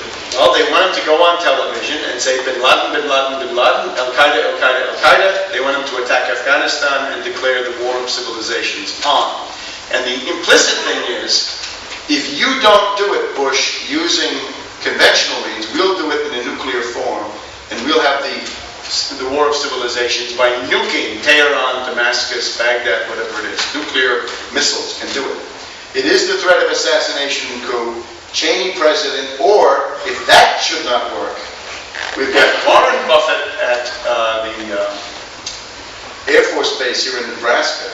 We've got General Brent Scowcroft flying around in a doomsday aircraft, a flying command center. Could they have been the centerpiece of a committee of public safety? That is to say, a coup committee to govern the United States. Remember August 1991? There was a place called the Soviet Union, a committee of, the committee to overcome the emergency with Yanayev came forward. What happens in the Soviets can easily happen here. Now here we go. Bush is still in the school at 9:25. That means we're 40 minutes into the crisis and 22 minutes after the second plane case. Now it's 9:29, and he's now giving a public statement in the school. It's like saying, if you've got any air assets anywhere nearby, have a go. Right? Have a go at him. He's being hung out to dry. He's being security stripped. He's made to feel very alone. This may be cyber, you could argue, but it's real enough. Now here he goes, he's leaving Sarasota. He departs Sarasota. The peculiarity of how he leaves: no escort, no Air Force fighters, not one, for 2 hours. Very, very strange. And here's where he goes. He goes from Sarasota to Barksdale, Louisiana. We've seen it before tonight. To Offutt, Nebraska. Now, he could go to these other Air Force bases. Why does he go only to Air Force bases? Army bases have places to land, It looks like the Air Force is somehow the key part of the coup. That would be my interpretation. He could have gone to Army bases. He could have gone to civilian airports. He could have been gotten into bunkers or safe places. But the common denominator of these two places is that they are nuclear war command centers. Barksdale is the number 2. Offutt is the number 1. And maybe he's going there to say, disregard any codes you have coming in over the wire. I'm president, I'm here. I override those codes because those are putschists who have they've stolen the codes. Anyway, that's speculative too, but the fact is he goes to these two places. Now here is the moment after 2 hours when Karl Rove and Card and Bush see that the Air Force fighters have arrived. But at the beginning there's a very tense moment because the Air Force is finally here after 2 hours. What have they come to do? He's getting reports constantly. Kamikaze aircraft are going to crash into you. There's an attack on your home in Crawford. Details all in my book. Here he is in Barksdale, Louisiana. And here he gives a statement at Barksdale. The funny thing about this statement, text in my book, no mention of terrorism this time. Nothing about terrorism, terrorists, terror, nothing. Here he is in the bunker at Offutt. And he goes into the bunker and he gets on his teleconference and he's talking to top officials elsewhere. And he seems to be negotiating the terms of his own survival. He is a desperate person. He is an expendable puppet fighting desperately for his life. And he succeeds by essentially saying, I'll do whatever you want. I'll turn the government over to the coup faction. That's what he does. Because remember, the coup faction is not identical to the whole government. It's a special network inside of it. Here's where the Pentagon people would have been talking to him from. And here he goes on finally, 8 o'clock at night, I think it is, goes on TV and says, we will make no distinction between the terrorists and those who harbor them. Which means, in the light of the noise all day, we will now attack Afghanistan. The war of civilization will now begin. So he has essentially given them what they want. There are many reports that one of the people telling him to go ahead and do it is Tony Blair. Tony Blair says, go on TV and tell them Bin Laden al-Qaeda. At night, there's a meeting of the National Security Council. This is Richard Clarke. And at this meeting, he says, okay, we all know it's al-Qaeda, but let's have an investigation and then we'll announce it's al-Qaeda, which they do in a couple of days. Imagine that? Is that the only terrorist group in the world? Ever hear of anything else? Ever hear of deception? It essentially means the U.S. government has never, ever given you a real scrap of proof about this entire thing. It's all out of the mouth of this crazy Richard Clarke. So impeach him for treason and for 9/11 crimes. Now, last department of the thing is the drills. The drills. You've got to learn that when a drill comes along with a scenario, you've got to shut down the drill. You've got to do drill monitoring. And you've got to go out on a limb, because you've got to say, the scenario of next week's drill is a menace to public safety and security. We want to expose it, we want to denounce it, we want to shut it down. Let's go to the Northeast Air Defense Sector again. Griffiths Air Force Base, Rome, New York, covers Boston to Washington and beyond. And of course, they're monitoring everything with their radar screens. Here's General Larry Arnold. he has, on his own initiative apparently, set up a little informal drill. He's got one AWACS over Washington to supervise the Capitol, and one AWACS over Florida, well, where Bush is. So he's got the seat of government and the president are within the purview of this know-all, see-all AWACS plan. Are these the command centers for a coup, or are these the monitoring devices for a coup? And of course, remember, the fighter planes in the Northeast Corridor are under the command of our dear friend Colonel Marr, who decides that none of them should be launched into the air. And again, a 2-hour paralysis of the air defense, right, which nobody can do except somebody in a position like this. So this is very, very heavy stuff. There's no defense. Of course, a loyal officer, some people would say, well, there are so many aircraft that are reported hijacked, he can't track them all. No, don't track them all. Put your air assets over Washington, D.C. You got to defend the capital of your country, the Pentagon, the White House, the CIA, the communications, all the rest, the Congress, and let them come to you. But no, he doesn't do any of that. He doesn't protect New York, doesn't protect Washington, doesn't protect anything. Now, this is the heart of my research, and because of time limitations, I can only say, read my book, and you'll know all this stuff. On the morning of 9/11, not only on the morning, but in the months leading up to 9/11, and also planned for the weeks and months afterwards, but many of them are on the morning of 9/11. We have 25 plus drills. I mean, if I were a real demagogue, I could probably get it up to 30 or 35. But this is enough. Depends on what you want to count as a separate drill. It is, as far as I can see, the greatest density of drills in the history of the United States that morning. So that's another thing to watch out for. If there are 50 drills scheduled someday next week, it's better get on the phone and start telling people to do something about it. Now, it's just, you see, it's a complete forest of things. I'm going to pick out 5 or 6 of the most important, but the idea is every important aspect of the 9/11 events corresponds to one of these drills. Everything that you see is a scenario of one or more of these. And therefore, my contention is, when you see a drill scenario, the drill is going on, or it's just completed, or it's going to start soon, and then that event takes place in the real world, you have to say, uh-oh, the real event has been created through the drill. The drill has been taken live. The drill has gone live.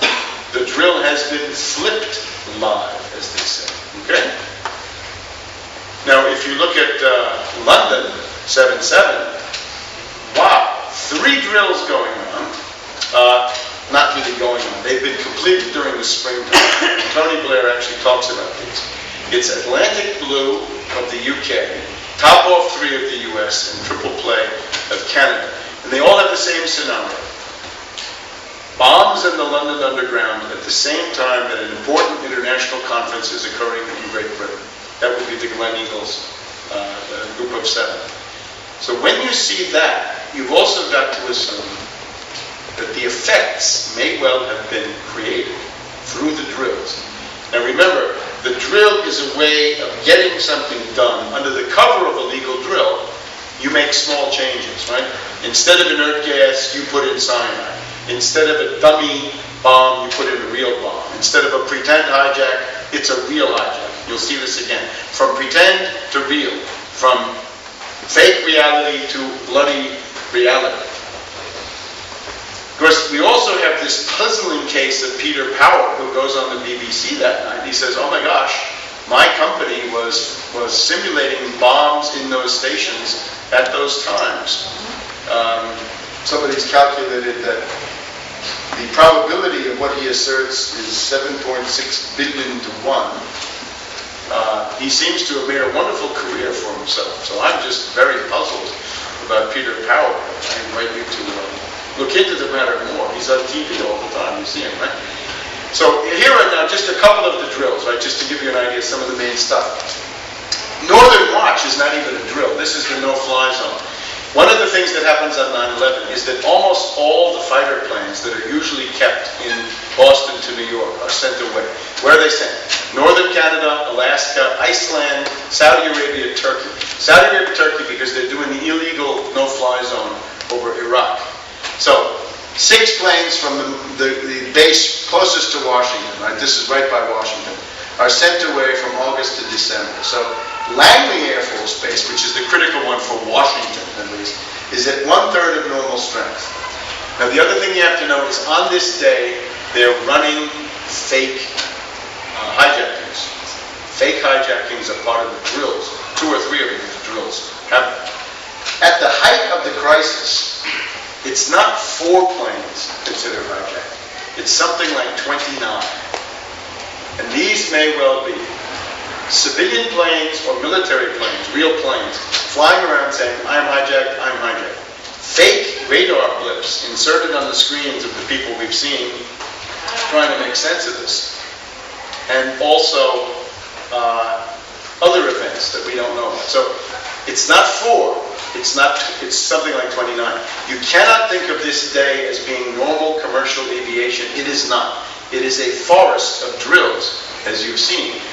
And one of the things that goes on, the drills are so dense, and there are so many of them, that the people in the Air Defense Headquarters needs are constantly asking, is this real world or exercise? And again, I could show you dozens of these, but look at my book, I've got quite a few in there. Is it real world or exercise, right? They keep asking. You telling me it's a hijack, is that part of the drill that I was expecting, or is that something else? How about this? An officer at need says, something's wrong. Somebody started the exercise early. The hijacking is not supposed to be for another hour. Well, there you go. The fake hijacking has started early and become a real hijacking, at least in some terms, right? And exactly what that is, that's also another question. I believe that Global Hawk is used. It's a remote control technology. It's very hard to rely on somebody crashing a plane into a building, right? One of the authors in Germany, Wisniewski, he writes about, there are memoirs of kamikaze flyers who survived, right? And you can see what the kamikaze, the Japanese kamikaze flyers, essentially they're always on the brink of a nervous breakdown as they try to fly into the target. So this is inherently unreliable, even with the most zombified, drugged, or otherwise brainwashed subjects. You can't rely on them to do it. So if you're going to all this trouble and risk, you've got to make sure it happens. It's got to be some technological solution. Here's another guy at needs, early in the morning. I think this is a damn input. And what he means by that is a fake blip inserted on my radar screen as part of the drill, which is now causing chaos and making me confused. I can't make sense out of this picture. Now the interesting question is, if somebody's putting blips on his radar screen, where are they?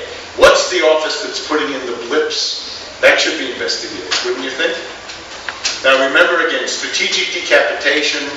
If you don't put your planes over Washington, it means that you're not doing the obvious thing to defend the capital and the command structure. And since this was not done, you must conclude that some Air Force officers were indeed part of a coup. They were putschs.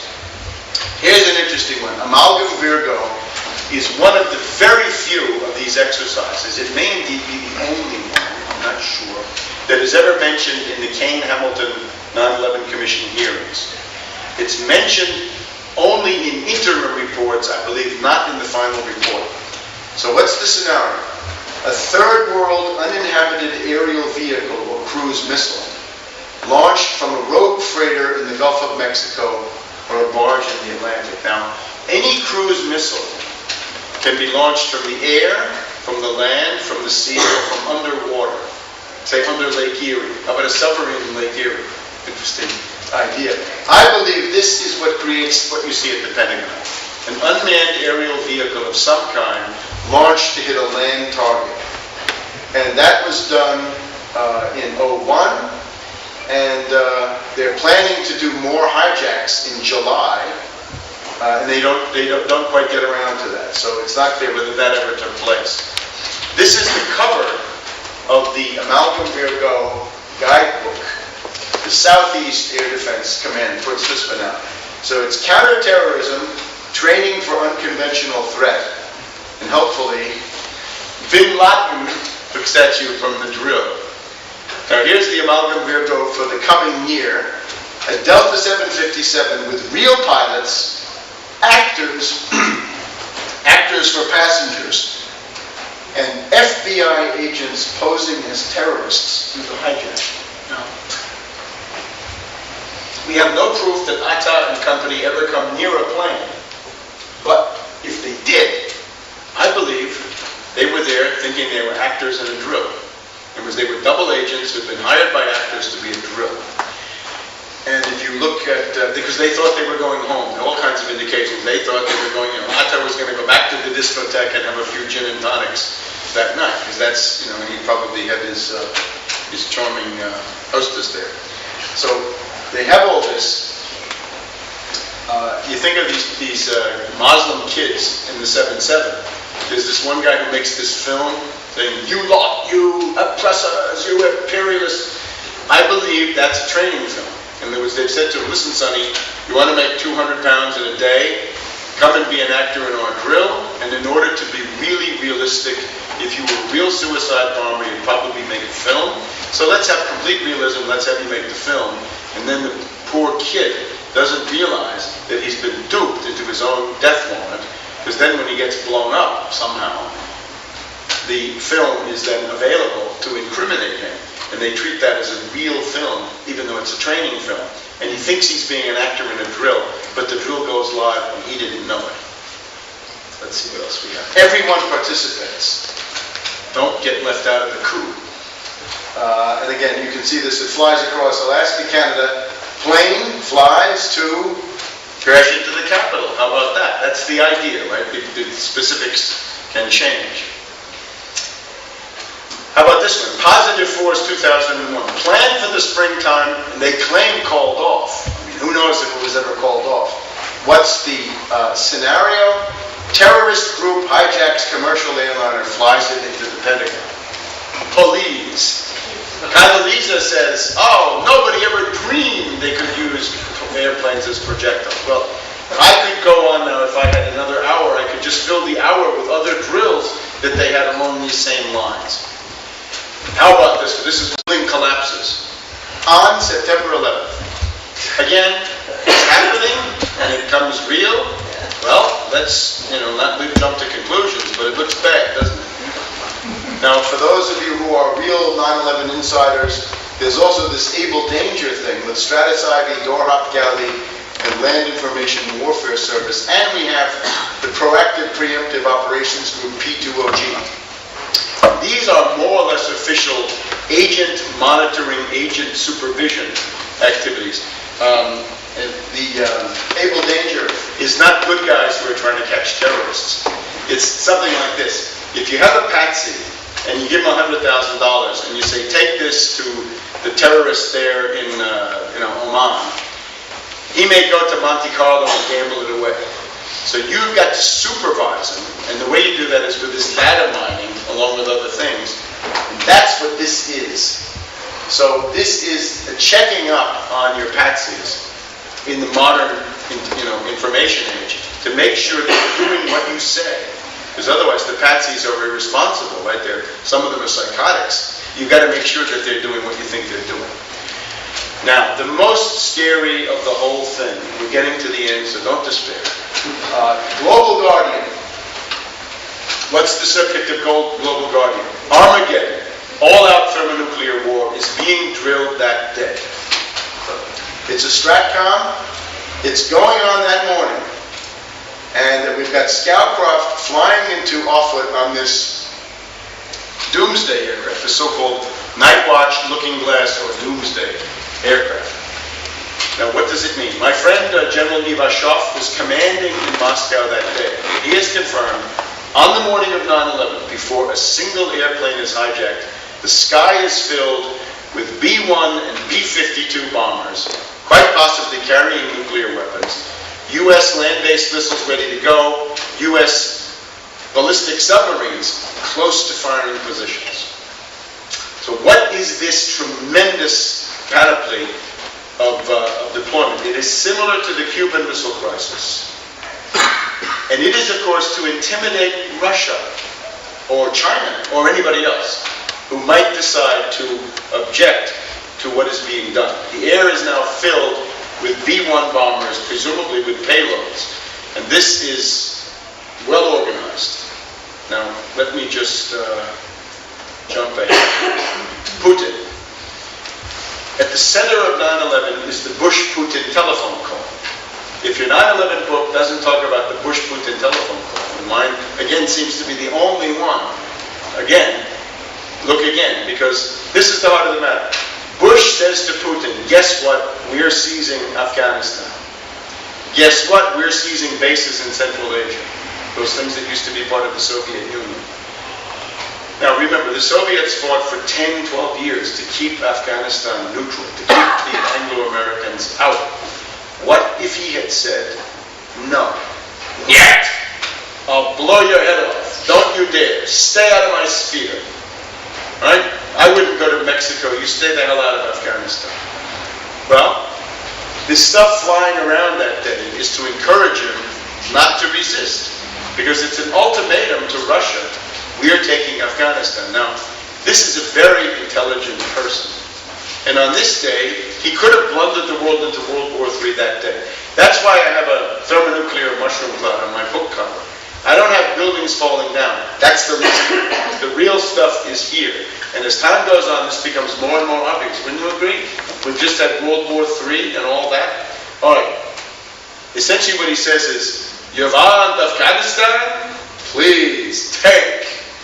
You have wonderful time. Right? You'll find beautiful experience in Afghanistan. We know, the British know, we know, now you will know. So he's basically saying the neocon fascist madmen are in power, and if they have their way, they're going to attack a bunch of countries in the Middle East due to the Israeli obsession that they have, right? They're obsessed with Israeli security, so they're going to attack Afghanistan, Iraq, Iran, and Russia. In the time that this is going on, Russia will be getting stronger, more solvent, better missiles, recovering, coming out of the chaos of Yeltsin and bandit privatization and all this other stuff. The U.S., on the other hand, will be more hated, more isolated, more divided, forces scattered all over the world, allies falling away left and right, internal dissent, big political problems. So essentially his calculation has been correct. You can't expect him to go immediately to World War III in the favor of other countries. It's unrealistic. But he is practicing war avoidance as best he can. So, now, the one last thing. Concerning the ability of the coup faction to launch nuclear war, the obvious one that you can see quite soon is that if they had code words to send to Bush with Angel is Next, they may have had the codes, the football. But in the Global Guardian drill, there is a backdoor to thermonuclear war which is inserted. And it is to have a pretend bad insider who has access to a key command and control system. So it's a pretend bad insider, a pretend enemy operative, an enemy mole, I might say, in the Strategic Air Command, who has the ability to pretend launch nuclear missiles. But what if the pretend bad insider becomes a real bad insider with the real ability to launch real missiles? This means that there is a backdoor to thermonuclear war also here. In addition to the call in the numbers from the outside, and again, that could be blocked, right? Because if I'm Bush and I'm there, I say, you disregard that, I'm right here and I'm telling you it's not true. But the bad insider gets directly to the command and control system. He pushes the button and the missiles go up. In other words, somebody may have had their finger near the button that day. So they had the ability to launch war without reference to Bush, Cheney, or anybody else. Very important fact. And finally, they did drill the invasion of Afghanistan in May. That's called Unified Vision 01. The scenario is attack on landlocked country in South Asia harboring terrorists, no U.S. bases nearby, and searching for terrorist leader in mountains or something like this. So it's clearly Afghanistan. It's Afghanistan. Now, I want to thank you for your patience. Now, there's a little reward here at the end. The Guy Fawkes part, now we've got to go into the scary part, okay? So what we're going to do is show you some pictures of the U.S. political class, right?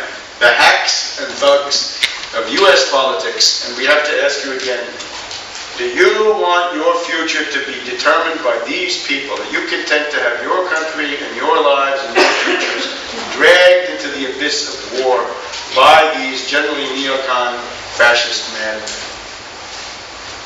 Anybody know Nosferatu the vampire? Who is it?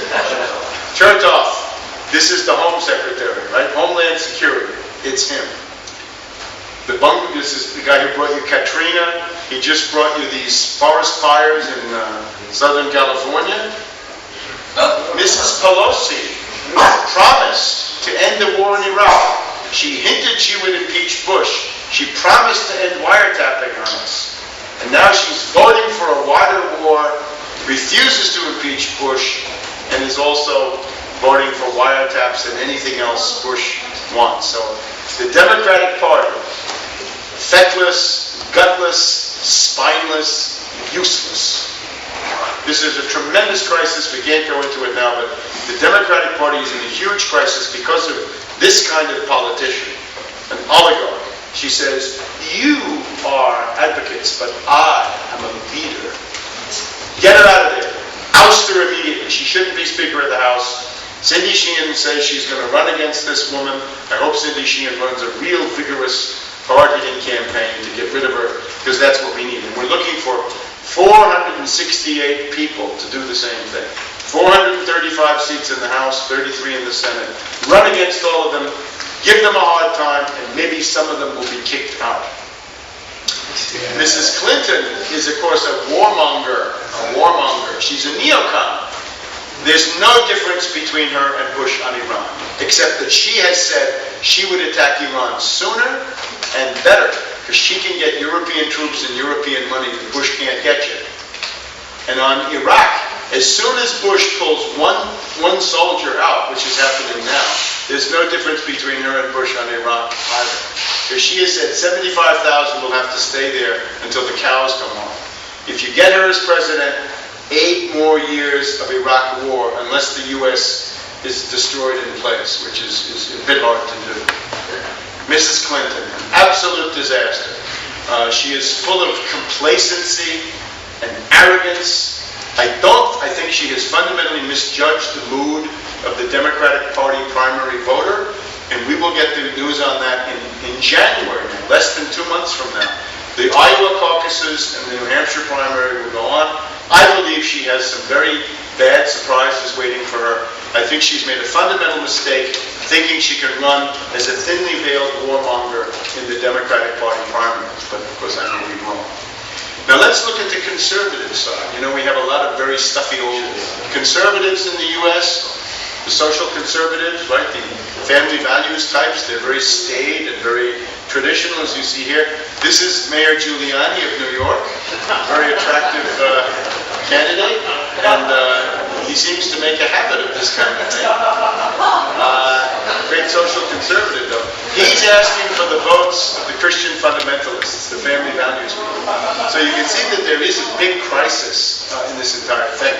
The old wedge issues, guns, God, gays, school prayer, flag burning, all the rest of this stuff, are dying. And just the fact that an individual like this can be the leader among the candidates in the Republican Party is a big surprise. He may also have some tremendous difficulties ahead. Al Gore, I think, is a despicable demagogue, I guess I can say. He's a great friend of Prince Charles. Everything he does is to win the approval of Prince Charles. The bombing of Serbia, he ordered the bombing of Serbia in 1999. Not even Clinton, but him. And Prince Charles seemed to want this, I think, at the time. And that is the kind of person he is. Now, he's not running, but he's got a whole coterie and following. Senator McCain, big warmonger on the Republican side, very close to the Bush policy, wants to continue the Iraq war and win it. This is a person who was in the North Vietnamese prison camp, the Hanoi Hilton, for many years. And I think he is mentally not all there. In other words, he's known to be very, very irritable and very, very unpredictable. And he has been on this anti-third world violence campaign for a very long time. Newt Gingrich, of course, remains mad as hell. He wanted at least $50 million. He didn't get it, so I don't think he's going to run. Karl Rove was the political advisor to Bush, and you can see the kind of advice that he was giving him.